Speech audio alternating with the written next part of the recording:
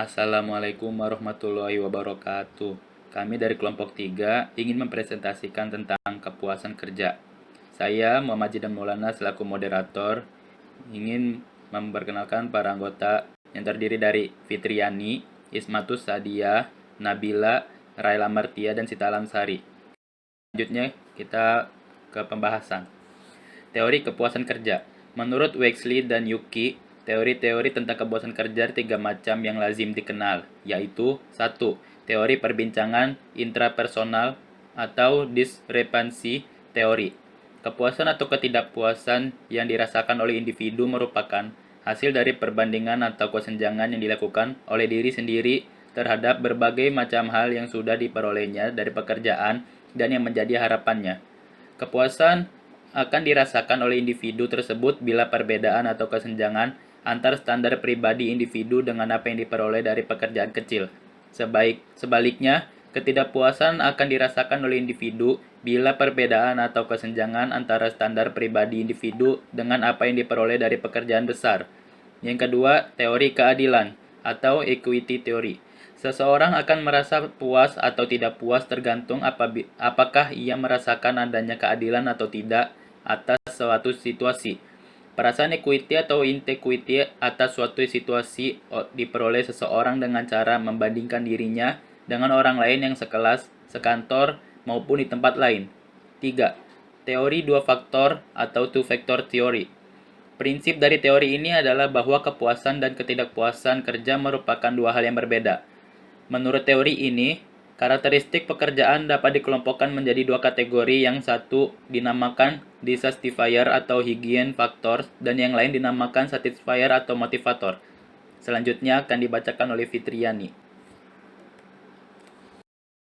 Selanjutnya, dampak dari kepuasan kerja. Dampak terhadap produktivitas ditemukan bahwa jika kepuasan dan produktivitas data digabungkan untuk sebuah perusahaan secara keseluruhan, menemukan bahwa perusahaan yang banyak memiliki karyawan yang puas cenderung lebih efektif daripada yang memiliki sedikit karyawan yang tidak puas. Pekerjaan yang bahagia atau puas akan pekerjaannya memungkinkan besar menjadi karyawan yang produktif. Dampak terhadap kepuasan konsumen. Kepuasan kerja karyawan dapat membuat kepuasan konsumen meningkat, karena pada pelayanan organisasi, retensi, dan pembelotan, pelanggan sangat tergantung pada bagaimana karyawan berurusan dengan konsumen. Karyawan yang puas akan lebih bersahabat, ramah, dan responsif dalam menghargai pelanggan. Dampak terhadap kepuasan hidup. Kepuasan kerja memiliki korelasi positif cukup kuat dengan kepuasan hidup secara keseluruhan seseorang.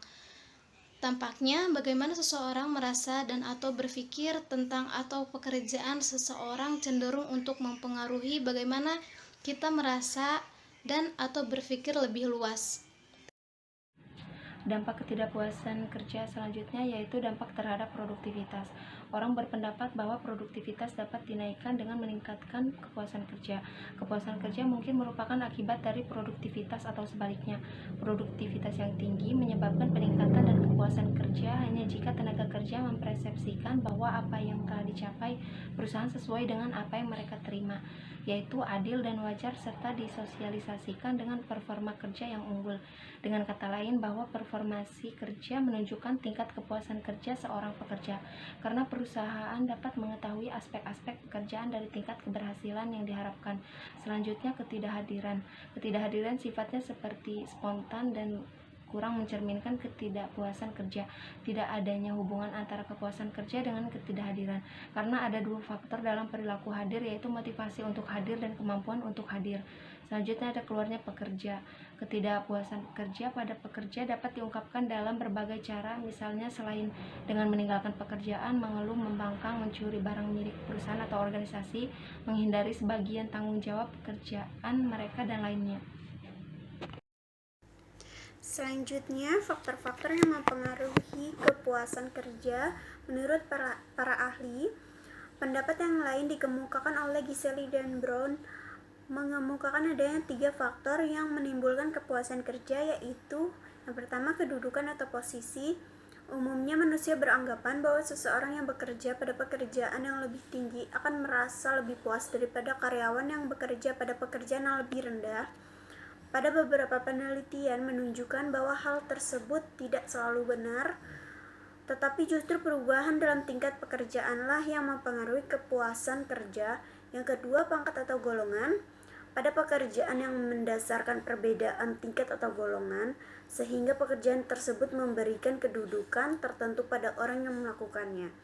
Apabila ada kenaikan upah, maka sedikit banyaknya akan dianggap sebagai kenaikan pangkat, dan kebanggaan terhadap kedudukan yang baru itu akan merubah perilaku dan perasaannya. Yang ketiga, umur. Dinyatakan bahwa ada hubungan antara kepuasan kerja dengan umur karyawan. Umur di antara 25 tahun sampai 34 tahun dan umur 40 tahun sampai 45 tahun adalah merupakan umur-umur yang menimbulkan perasaan kurang puas terhadap pekerjaan. Selanjutnya, menurut Baron dan Brain 1994, ada dua kelompok faktor yang mempengaruhi kepuasan kerja. Yang pertama, faktor organisasi yang berisi kebijaksanaan perusahaan dan iklim kerja. Dan yang kedua, yaitu faktor individual atau karakteristik karyawan. Pada faktor individual, ada dua prediktor penting terhadap kepuasan kerja, yaitu status dan senioritas. Status kerja yang rendah dan pekerjaan yang rutin akan banyak kemungkinan mendorong karyawan untuk mencari pekerjaan lain. Hal itu berarti dua faktor tersebut dapat menyebabkan ketidakpuasan kerja, dan karyawan yang memiliki ketertarikan dan tantangan kerja akan lebih merasa puas dengan hasil kerjanya apabila mereka dapat menyelesaikan dengan maksimal. Terima kasih. Selanjutnya, pada slide terakhir ada faktor-faktor yang memberikan kepuasan kerja menurut Blam 1956. Sebagai berikut ada 3. Yang pertama, faktor individual, meliputi umur, kesehatan, watak, dan harapan. Yang kedua, faktor sosial, meliputi hubungan kekeluargaan, pandangan masyarakat, kesempatan berkreasi, kegiatan perserikatan pekerja, kebebasan berpolitik, dan hubungan kemasyarakatan.